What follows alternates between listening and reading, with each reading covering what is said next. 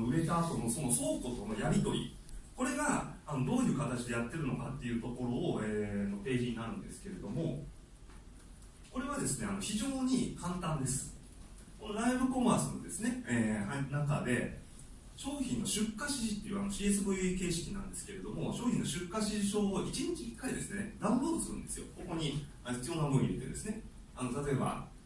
日付が本日ですね、本日分で、商品で、梱包済み、あとはもう丸して入れていくだけなんですけど、これを入れてダウンロードを押すと CSV ファイルが出来上がります。で、この出来上がった